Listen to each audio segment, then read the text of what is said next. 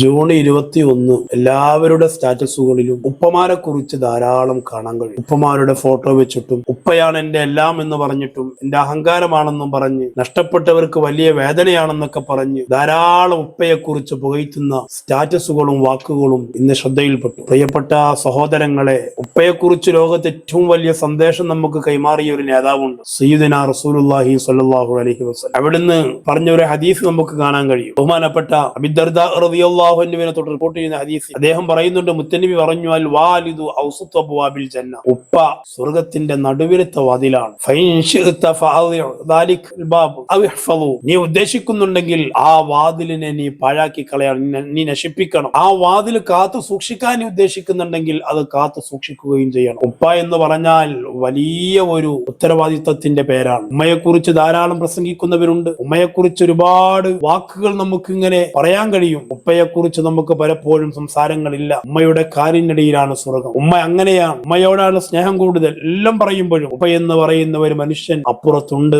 ഉമ്മ എന്ന സ്വർഗത്തിലേക്ക് കടക്കണമെങ്കിൽ ഉപ്പ എന്ന സ്വർഗത്തിന്റെ കവാടം കടന്നിട്ടല്ലാതെ നമുക്ക് ആ സ്വർഗത്തിലെത്താൻ കഴിയില്ല. അതാണ് മുത്തനബി പറഞ്ഞത്, അൽ വാലിദു ഔസതു അബ്വാബിൽ ജന്ന, സ്വർഗത്തിന്റെ നടുവിലെ വാതിലാണ് ഉപ്പ. ആ വാതിൽ വിട്ടുകടക്കാതെ ഉമ്മ എന്ന് സ്വർഗത്തിലെത്താൻ കഴിയില്ല. ഉപ്പ ഒരു പക്ഷേ നമുക്ക് വേണ്ടി കരഞ്ഞിട്ടുണ്ടാവുകയില്ല, ഉപ്പ നെഞ്ഞു പൊട്ടുന്നത് നമ്മൾ കാണുന്നുണ്ടാവുകയില്ല. പക്ഷേ തിരിച്ചറിയണം, ഉപ്പയുടെ സ്നേഹം ഉപ്പ കൊണ്ട വെയിലാണ്, ഞാൻ ആസ്വദിക്കുന്ന തണലെന്ന് നമ്മൾ പറയുമ്പോഴും ഉപ്പമാർക്കെതിരെ ഉപ്പമാരെ കൊല ചെയ്യുന്ന ഒരു കാലഘട്ടത്തിലാണ് നമ്മൾ ജീവിക്കുന്നത്. പ്രിയപ്പെട്ട വിശ്വാസികളെ, പ്രിയപ്പെട്ട സഹോദരങ്ങളെ, ഉപ്പ എന്ന വാക്കിന്റെ അർത്ഥം വലിയ ഒരു ആ വാക്കിന്റെ അർത്ഥം മനസ്സിലാക്കണമെങ്കിൽ മുത്തനബി പറഞ്ഞു, അനവ കാഫിഉൽ യതീമി ഹക്കദാ ഫിൽ ജന്ന, അവിടുത്തെ നടുവിരലും ചൂണ്ടുവിരലും ഒരുമിച്ച് പിടിച്ചുകൊണ്ട് പറഞ്ഞു, ഞാനും യതീമിനെ സംരക്ഷിക്കുന്നവനും സ്വർഗത്തിൽ ഇപ്രകാരമാണ്. ഈ രണ്ട് വിരലുകൾ എങ്ങനെയാണോ അതുപോലെയാണ്. ഉപ്പ ഇല്ലാത്ത മക്കളെ മുത്തനബി ഏറെ സ്നേഹിച്ചിട്ടുണ്ട്. കാരണം മാതാവിനെക്കാളും ഒരു പിതാവിന്റെ സ്നേഹം ഒരു മകനക്ക് ലഭിക്കുമ്പോഴാണ് ആ കുട്ടി ജീവിതത്തിൽ